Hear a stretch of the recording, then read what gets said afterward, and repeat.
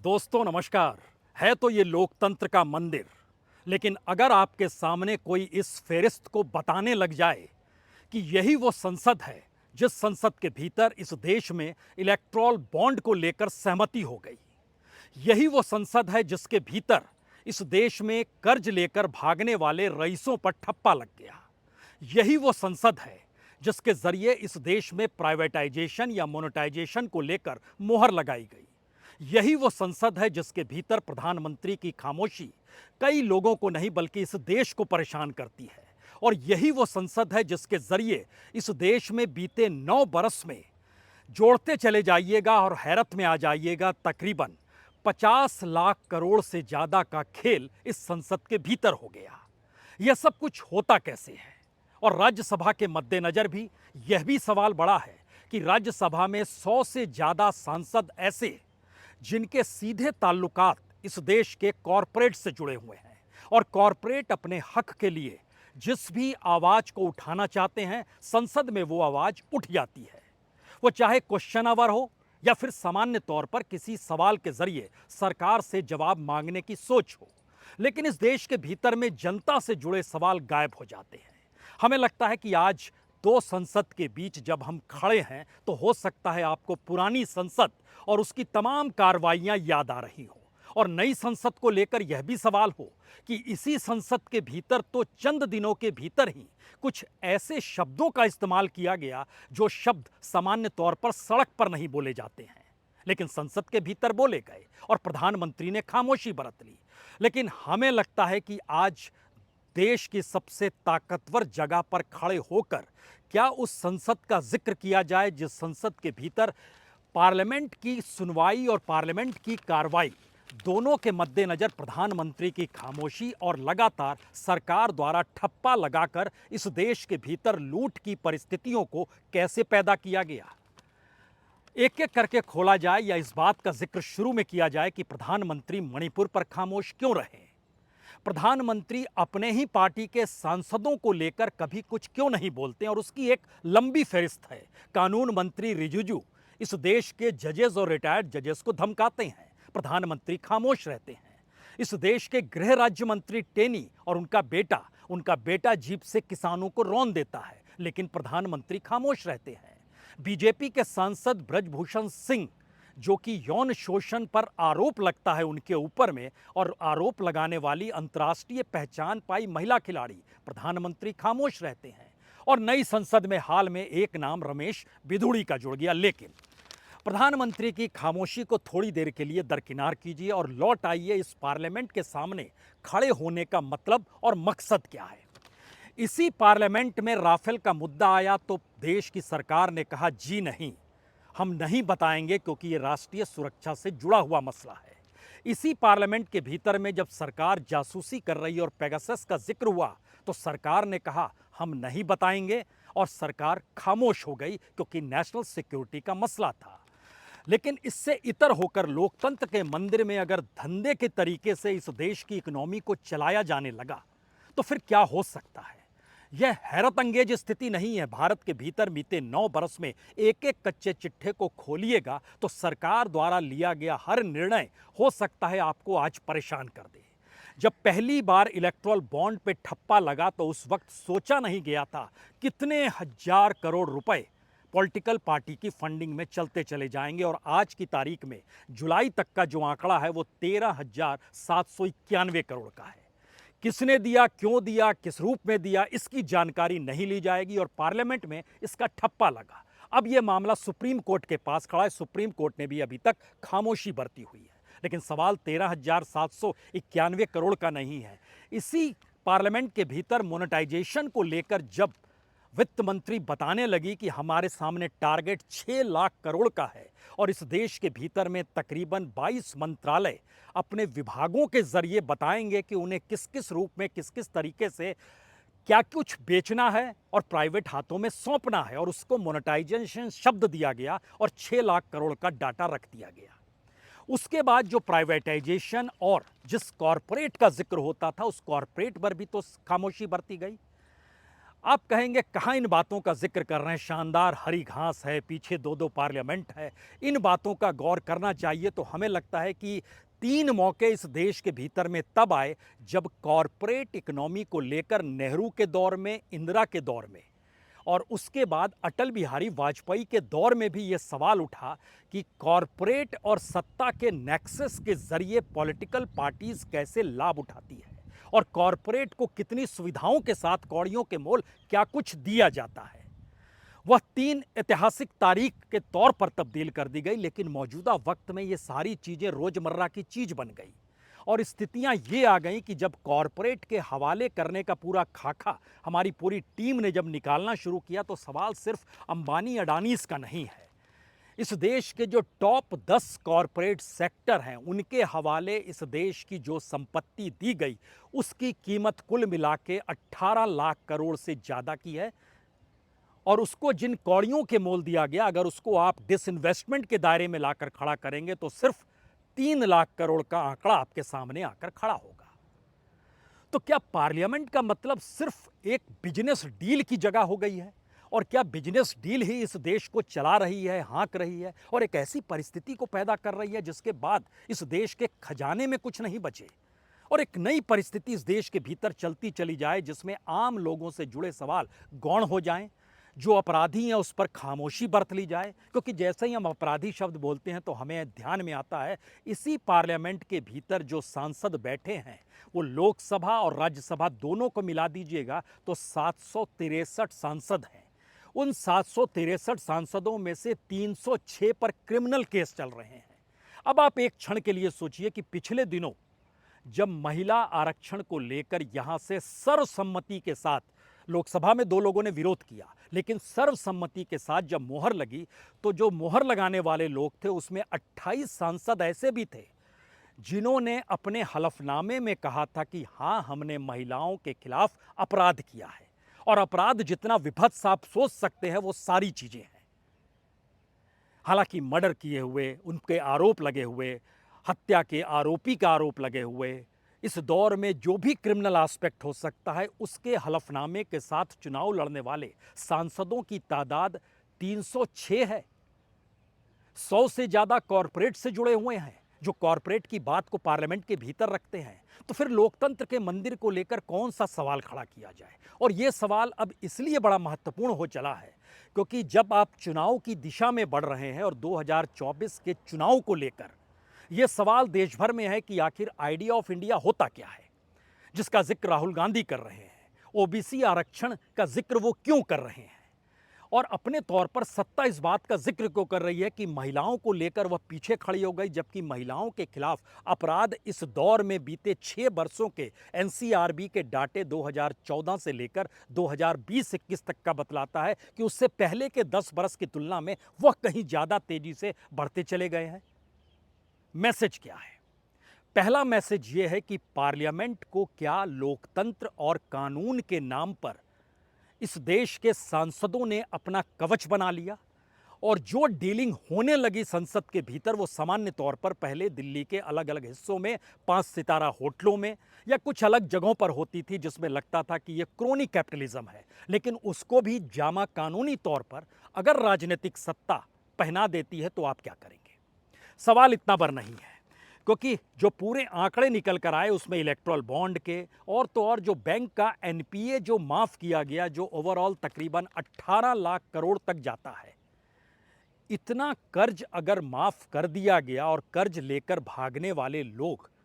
लगातार कहते रहे कि हम कर्ज नहीं लौटा पाएंगे और पार्लियामेंट के भीतर जब ये सवाल सरकार से पूछा गया तो सरकार अपने तौर पर रिटर्न जवाब देती है कि हाँ, इतना एनपीए तो हुआ है और इसमें इतनी हमने रिटर्न ऑफ किया है, यानी माफी दे दी है।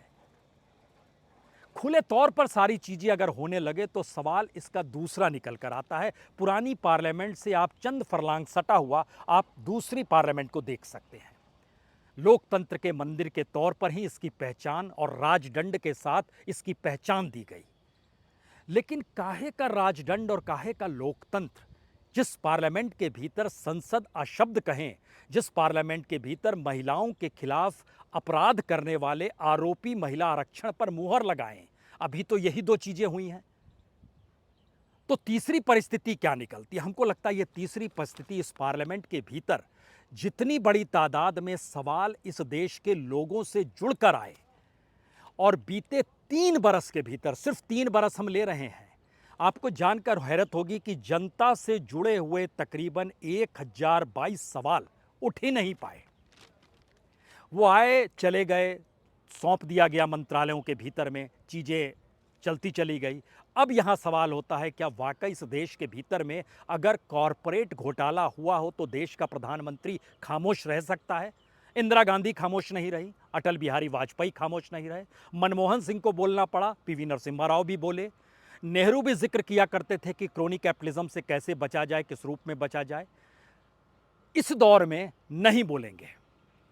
आज की तारीख में जब हम आपसे बात कर रहे हैं तब भी मणिपुर जल रहा है, वहाँ के मुख्यमंत्री के घर पर हमला हो जाता है, वहाँ बीजेपी के प्रदेश अध्यक्ष जो हैं उनके घर पर हमला हो जाता है, लेकिन सरकार मौन है, सरकार कुछ नहीं कहेगी। तो इस पार्लियामेंट के सामने खड़े होकर 2024 के चुनाव का आकलन इस देश में किया जाए या मीडिया की ये मजबूरी हो गई है? ये सवाल इसलिए जरूरी है क्योंकि जैसे जैसे चुनाव करीब आ रहा है वैसे वैसे लोकसभा और सांसदों को लेकर और सांसद बनने वाले उम्मीदवारों को लेकर और जो सांसद हैं उनको विधानसभा में उम्मीदवार के तौर पर भेजने को लेकर बड़ी गहन चर्चा हो रही है। लेकिन हमें लगता है कि आज इस पार्लियामेंट का जिक्र इसलिए भी जरूरी है। लगभग 103 सवाल ऐसे रहे जो किसानों के आंदोलन के बाद किसानों से जुड़कर पार्लियामेंट के भीतर उठने चाहिए थे, नहीं उठ पाए। इस देश के भीतर में जो दिहाड़ी मजदूर और मनरेगा से जुड़े हुए सवाल थे वह तकरीबन 98 सवाल ऐसे थे जिन सवालों को उठना चाहिए था लेकिन नहीं उठ पाए। इसके भीतर इस देश में बेरोजगारी को लेकर 11 बड़े सवालों का जिक्र विपक्ष करना चाहता था लेकिन वह नहीं उठ पाया। इस दौर में महंगाई को लेकर और पीपीएफ का पैसा निकालने को लेकर और उसी के जरिए जिंदगी चलेगी, इसको लेकर सवाल तकरीबन 16 सवाल थे जो नहीं उठ पाए, जो बड़े सवाल थे, लेकिन उसको उठाने की इजाज़त नहीं मिल पाई या शोर शराबे में सारी चीज़ें गायब हो गई। जो चीज़ें उठी अगर वह लाखों करोड़ के हिस्से के आश्रय इस दौर में चल रही है तो फिर अब क्या नई संसद के जरिए हम उस राजदंड को परखना शुरू कर दें जिसके जरिए 3 बातें निकल कर आ रही है कि जब हाथ में राजदंड होगा तो फिर राजा का राज होगा और वो जनता को प्रति कहीं ना कहीं निष्पक्ष भाव से देखेगा। यानी हम राजतंत्र की परंपरा में आकर खड़े हो गए और जो पुरानी संसद है उसको तो संविधान सभा के तौर पर घोषित कर दिया गया। तो संविधान में लिखे शब्द और नए लोकतंत्र के मंदिर में उन शब्द का महत्व कुछ भी नहीं है, जबकि दोनों इमारतें बिल्कुल सटी हुई है। ध्यान से देखिए, ये दोनों इमारतें चंद फरलांग की दूरी पर है। यह दोनों इमारतों के बीच अगर तारतम्य इमारतों के तौर पर नहीं है तो फिर इसका क्या मतलब है?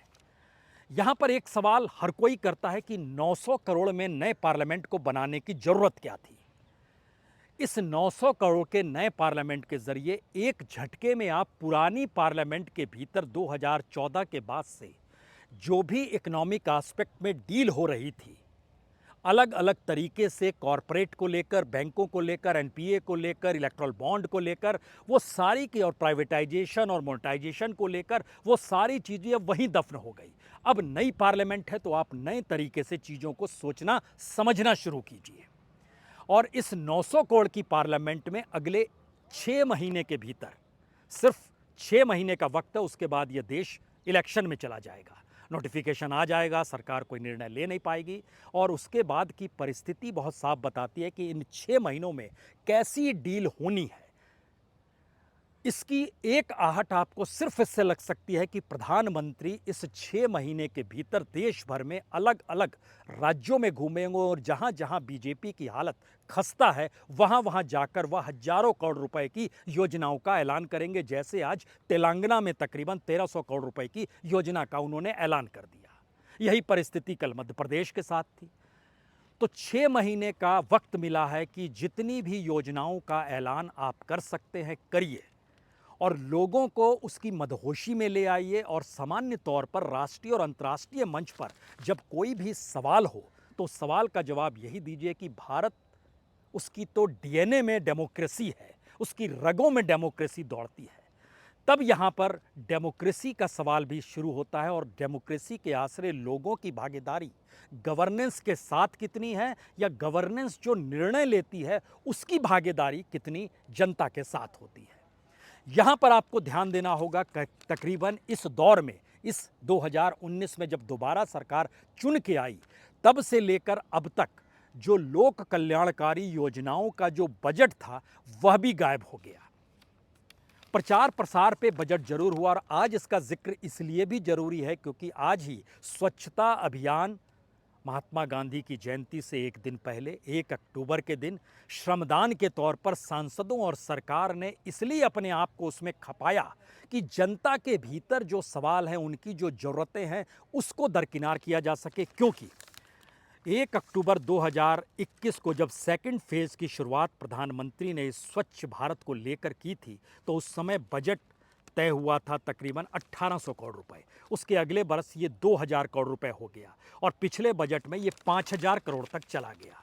एक सवाल हर कोई जानना चाहता है कि इस देश में स्वच्छ भारत के प्रचार पर कितना खर्च हुआ, और आपको जानकर हैरत होगी कि सरकार द्वारा निर्धारित बजट जो 2014 से चला आ रहा है, उसका लगभग 48% हिस्सा प्रचार में खर्च हुआ। जमीन की स्थिति क्या है ये हम आप लगातार परख रहे हैं। तो ऐसे में दोबारा उस आखिरी सवाल पर लौट के आइए कि आखिर लोकतंत्र का मंदिर सरकार के लिए कवच का काम करता है। लोकतंत्र का मंदिर इस देश के जो आरोपी अपराधी हैं उनके लिए एक 5 सितारा हसीन होटल के तौर पर है, क्योंकि जेल तो उन्हें हो नहीं सकती है क्योंकि वो विशेषाधिकार से लैस है। लेकिन इसके ठीक समानांतर जो इस देश की जांच एजेंसियां हैं, उनके पास जो केस 2014 तक बीजेपी के सांसदों को लेकर थे, बीजेपी के नेताओं को लेकर थे, उसके तकरीबन 123 केस इस दौर में बंद हो गए या ठंडे बस्ते में पड़े हैं। उसके बाद 129 सांसद और विधायकों के खिलाफ जो केस बनकर निकला वो सभी विपक्षी राजनीतिक दलों के हिस्सा थे। यानी इस पार्लियामेंट के भीतर मोहर लगती है इस बात को लेकर कि इस देश का पूरा सिस्टम, पूरी ब्यूरोक्रेसी और पूरी गवर्नेंस सिर्फ राजनीति को साधने के लिए ही काम करेगी, इससे हटकर वो कोई काम नहीं करेगी। तो क्या वाकई पार्लियामेंट के सामने खड़े होकर किसी तरीके से आप गौरवान्वित खुद को महसूस ये कहकर कर सकते हैं कि शानदार हरी चादर है, शानदार घास है, शानदार इमारत बनी हुई है, एक अंग्रेजों की बनाई इमारत है, दूसरी प्रधानमंत्री मोदी के कार्यकाल के दौर की इमारत है, और यही लोकतंत्र का वो मंदिर है जिसमें इस देश के भीतर लोकतंत्र को लेकर कुछ सवाल तो किए जाते हैं। सबसे आखिर की सबसे महत्वपूर्ण बात, पार्लियामेंट के भीतर प्रधानमंत्री के भाषण जितने भी हुए, उन भाषणों का लगभग 72% हिस्सा, 72% हिस्सा सरकार ने अपनी उपलब्धियों को बताने पर खर्च किया। यानी हमने ये किया है, हमने वो किया है, हमने 202 योजनाएं कल्याणकारी ले आए हैं, हम इस दौर में डिजिटलाइजेशन जो देश में कर रहे हैं उससे ये लाभ हुआ है। कमोवेश हर क्षेत्र को लेकर सिर्फ 1 दर्जन या कहें 17 मामले ऐसे हैं जिसको लेकर सरकार को जिस कॉरपोरेट, जिस प्राइवेटाइजेशन, जिस मोनेटाइजेशन, जिस बैंक और जिस एनपीए और जिस इलेक्ट्रल बॉन्ड और जिस पॉलिटिकल इकोनॉमी को लेकर सवाल करने थे, उसमें सिर्फ 17 मामले ही आए जिसमें जवाब भी फाइनेंस मिनिस्टर ने दिया और उसमें भी 12 जवाब लिखित तौर पर दिए गए। यानी पार्लियामेंट के भीतर वो खड़े होकर बोल पाने की स्थिति में नहीं थी। तो क्या भारत की राजनीति कल तक जो पार्टियों के हेडक्वार्टर में बनती और सजती थी, वह नए सिरे से निकलकर अगर आपके पास 272 के जादुई आंकड़े को पार करने की ताकत है तो फिर यह संसद आपके लिए स्वागत करने को तैयार है। इसके बाद आप जैसी चाहें वैसी मनमर्जी कर सकते हैं और एक प्रक्रिया के बाद इस देश की हर नियुक्ति भी आपके हाथ में होगी, क्योंकि इसी पार्लियामेंट के भीतर इलेक्शन कमीशन के इलेक्शन कमिश्नर की नियुक्ति हम ही करेंगे। इस पर भी ठप्पा लग गया। इसी पार्लियामेंट के भीतर दिल्ली सरकार के पास कोई पावर नहीं है, सभी राज्यपाल के पास पावर है, लेफ्टिनेंट गवर्नर के पास पावर है। सुप्रीम कोर्ट ये कहते रहा कि एक चुनी हुई सरकार है, उसको भी इस पार्लियामेंट के भीतर ठप्पा लगा दिया गया। जी नहीं, चुनी हुई सरकार का कोई मतलब नहीं है क्योंकि ये दिल्ली है। तो सुप्रीम कोर्ट का खत्म होना, इलेक्शन कमीशन का खत्म होना, इस देश की प्रीमियर जांच एजेंसियों का खत्म होना, इस देश के भीतर में इकोनॉमिक डील कॉरपोरेट के साथ खुले तौर पर करना, इस देश के भीतर की तमाम परिस्थितियों में अपनी उपलब्धियों को ही रखते हुए जनता के सवालों से दूर हो जाना, ये सारी परिस्थितियां बहुत साफ तौर पर बतलाती है यही वो पार्लियामेंट है जहां के सवाल आप तक इसलिए नहीं पहुंचते हैं क्योंकि आपके सरोकार इस पार्लियामेंट से खत्म हो चले हैं और पार्लियामेंट को भी फिक्र नहीं है कि आपके साथ कोई सरोकार वो रखने की स्थिति में आए, क्योंकि ताकत उसके पास है हर चौराहे पर खड़ा पुलिसकर्मी हो या हर दफ्तर में बैठा हुआ बाबू हो। वो घबराता और डरता है कि सत्ता जो है